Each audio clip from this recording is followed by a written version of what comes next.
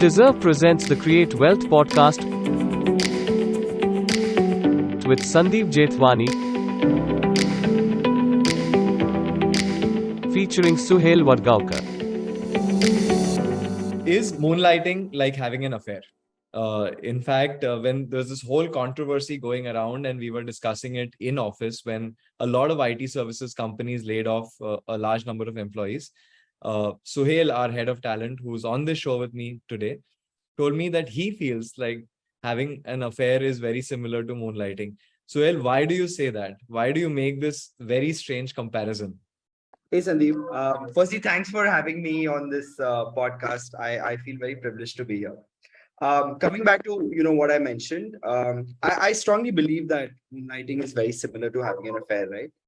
You are looking outside your current commitment for fulfillment and satisfaction, right? And that could be emotional fulfillment, it could be economical satisfaction, but you are looking out, and that's the crux of the problem, whether it's in a relationship or whether it's at a job. I want to actually peel this onion because I've worked at a startup before. I currently do. You've worked at one and currently do. I'm very curious as to why startup employees, and especially focusing on the startup space, why do startup employees really feel the need to look out and moonlight on the side? Because I suspect when they join a startup, they've signed up for this whole process. It is not a normal job, and yet we are now hearing about senior, mid-level, and junior startup employees talking about doing two jobs at the same time. I actually find it pretty surprising when startup employees moonlight, right? Because startups are tough, physically and emotionally taxing. How much ever we try and avoid creating and encouraging the hustle culture. The fact is that it's going to exist because you are racing against time. Hmm.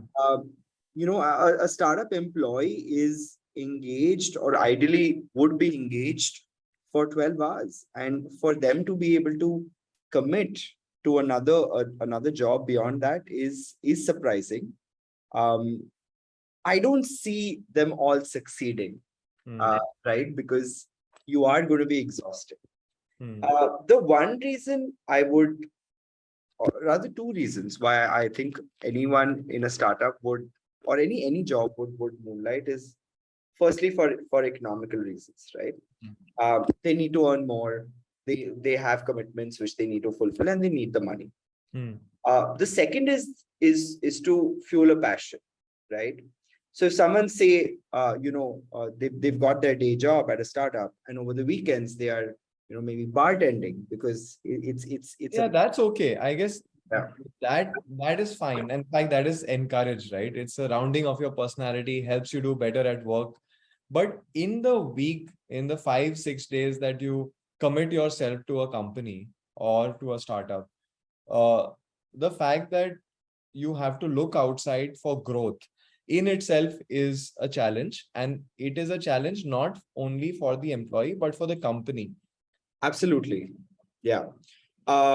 Is the company doing enough to keep their employees engaged and fulfilled? Is the big question that the company needs to ask themselves. And I would ask myself that: are we doing enough for our employees? Are we Yeah. paying them enough? Are we keeping them engaged enough because they have to look out? Yeah.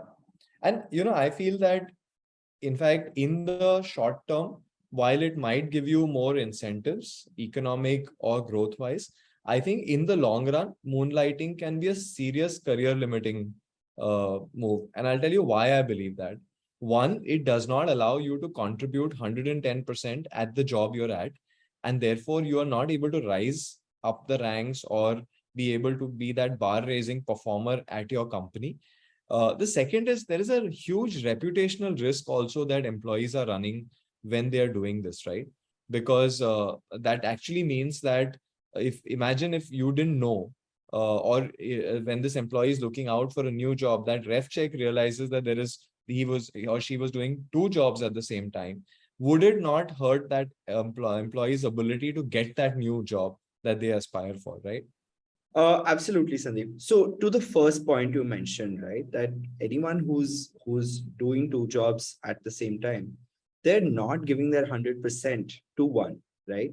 So in the context of things, both are going to suffer, if not all three, and all three being the two employers and the employee himself. And that's going to come out. That's going to play out at some point, right? Everyone's going to see it. Yeah. And the long-term ramifications of that are significant. So yeah, I completely agree. Yeah, and I think that we need to therefore, as organizations, ask employees if they are moonlighting, and not penalize them for it, but solve for that problem, right? And that's the approach that I feel that as Dezerv we should take, where we say that, are you moonlighting? Disclose it to us. We need to know that, and I will see that as a challenge that Dezerv needs to address. That how do we ensure that we are more productively growing these employees? Do you think that makes sense, or do you have a different point of view on that? No, I completely believe that that's what we should do, right? I would ask, as the head of HR, I would ask myself that, are we fulfilling people and their ambitions, right? Are we paying them enough? Right? And are we engaging them enough? Because we're an early stage startup. We do believe that anyone who's working at Dezerv is going to be engaged mentally for at least 12 hours. Like even people take work back home. But for them to sort of need to do more, to earn more is, it's for me to solve for, right? And that's what I'd want to do. And so I want to carve out one part of that discussion. So I see the point that we need to deliver growth in terms of challenging work to our folks. And then there's the second part about compensation, right? And I want to sort of align that with the employees' wealth creation thought process. But before I go there's this one question, is COVID and therefore work from home a driver for moonlighting or an enabler for moonlighting? Because to be honest, when you and I were in our previous startup, which was primarily in-person work, or what they call IRL, in real life, we didn't so much hear about this concept of moonlighting, right? Right. So I mean, I continued at my previous startup through COVID, right? And I remember being fully engaged, if not more engaged, with lower mental capacity to take on something else. Right? There is a possibility that organizations that had the resources overcompensated, right? And hence gave employees more space, more time off, etc. Right? In the right spirit of things. And hence now are dealing with this problem.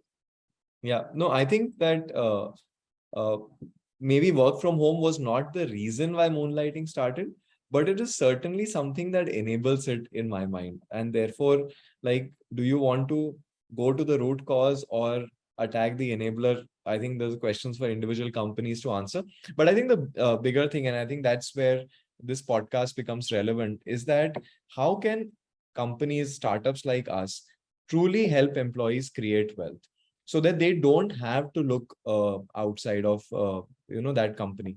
And there are two aspects to this whole wealth creation theme, right? There is one, which is the life that you need to live today, which is the compensation, the salary, incentives, benefits, etc., that you're getting today, which sort of are more like instant gratification stuff that you need for yourself and your family to be able to make sure that they have a decent life. And secondly is this whole concept of equity in the company, which is where you really make disproportionate wealth out of it. How should companies, startups, or even employees think about this balance between here and now and the long-term wealth creation through ESOPs? So for the here and now, I think it has a lot to do with resource planning, right? In smaller companies, it's a lot easier to be more efficient, right? You're going to ensure that your current team is engaged 100%, is being utilized 100%, if not 110%, right? Yeah. Before you think of hiring another person to do a similar job, right? I think, as an organization, that's something we should be committed to, because the moment I hire someone else, right, and I'm utilizing someone to 80% or 90%, I will need another person, and I'm going to pay that person, right? So wouldn't I rather compensate people, fewer people, right, and be able to pay them more, rather than split that between, more people. So the that's organizations, just to that point, have a responsibility of being efficient about how many people they hire. absolutely, and also driving out inefficiencies, right, like poor performers, etc., and fill those positions with high performance. Right, that's important, and that's what leaders need to commit to. So that's solving for the here and now. It becomes a lot harder as the organization grows, right? So I think easier said than done. And the second is, of course, ESOPs, right? Equity. And early stage employees again have that advantage of getting equity when they join and getting regular top ups as a part of their appraisals. But companies also need to ensure that their employees are able to see that money, right? So buybacks, secondary sales are important to be done periodically. Yeah. In many ways, I feel like ESOPs are an investment that an employee is making in that particular company. And therefore, we have to look at employees as a user of an investment product. And what do I mean by that? I mean that first, we need to make sure that the investment product itself is attractive, ensuring that the ESOPs have the right strike price. Like in our case, we said we will have it at face value, right? And not elevate the strike price to a higher number, which makes it more risky for the employee. Secondly, the vesting schedule needs to be correctly structured in a way that is attractive for the employee stroke investor in the company. Third, it is also important that the other things around the ESOPs, like how long can you carry those ESOPs with you if you leave the company, etc., also have to be attractive. So I think companies have a responsibility, the way they would have to their users about making the product attractive. They have a responsibility of making the ESOP policy very attractive. The other perspective now, let's flip the coin and look at how employees should be thinking about wealth creation through a combination of salary and ESOPs. And this is something, a lot of employees struggle with. I have struggled with it when I was working at my previous company, trying to figure out like, how should I create the right balance of that? And I did come to a framework over time, and I'll talk about that. But in your experience, Suhail, why do employees struggle with it? And how are some of the best folks addressed it? Like, where you've been on the other side of conversations when you're recruiting candidates who are negotiating their compensation, etc. Give me an instance of an employee who's done it really well. What should I be doing as an employee in creating the right combination of salary and ESOPs? How should I have this conversation? Right.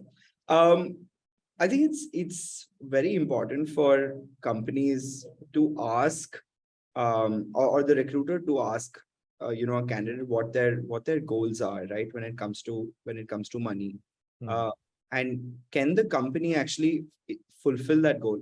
And if they can, then they need to highlight it, right? And I say this very often to candidates and our own employees, that you all need to ask the right questions. Right? While they're working at Dezerv, we will always give them the answers, even if they're not asking the right questions. But candidates need to ask this question. They need to ask what the strike price is, right? They need to ask what the vesting schedule is. They need to ask what the hold period is. When we did that ESOP session, people had no idea that these are factors in a program or a policy that can impact them. Right. So it's important that we equip them with the right knowledge for them to be able to ask the right questions. But if a candidate is able to highlight his goals, and a company can commit to achieving those, helping them achieve those goals, then I think that marriage is done, right? Then it's how much cash versus how much equity, and that's what you negotiate. You negotiate the ratio. Yeah, I actually have a slightly different take on this, and which is that, and I learned this. I didn't like sort of figure this out myself. It happened in a conversation when at my last company I was hiring a senior person into the team, and the way she approached this conversation was very interesting. We knew that we want to work with each other. The rounds of interviews had happened, everything was done, and this was the final conversation about compensation. So she asked me, what do you think the right CTC for this particular role is? And also, how much ESOPs do you think this particular role should get? And I laid out those numbers for her. She said, okay, here, let's do this. I will not take that CTC that you're offering me. I will take 90% of that. So I'm giving you a 10% discount, she told me. But on the ESOP thing, I want to max out. And then the whole negotiation was only about ESOPs. Now, here is what happened in that conversation. She took a haircut on the salary that I had offered her, right? And therefore, I was obliged suddenly in that conversation to make it attractive for her. And she also focused on the right thing to negotiate for, which is the ESOP component. And today, obviously, she's made more than a few crores out of that ESOP. So I think that as employees, when we are negotiating with our employer and trying to have these conversations, I think we should figure out what is the employer willing to pay in terms of compensation for that role, offer to do it at a little bit of a discount, which is comfortable for my lifestyle, and then go and negotiate my ESOPs to the hilt.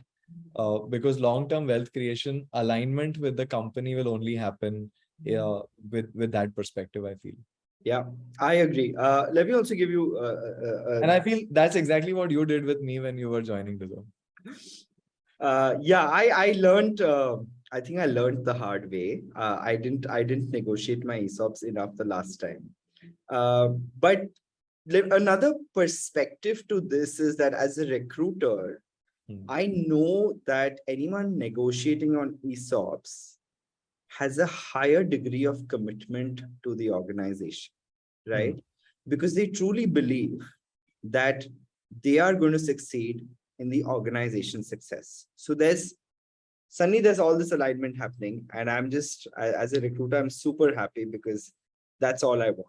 That's amazing, Suhail. I think we started talking about moonlighting and we ended up giving out trade secrets. This has been a very interesting conversation for me, something that I feel that most folks on both sides of the equation, of the moonlighting equation, the employees and employers will benefit from. It was great having you on this show. Thanks so much, Sandeep. We're going to continue the conversation in office. But yeah, I hope this helps people. Hit the subscribe button and stay tuned for our next episode.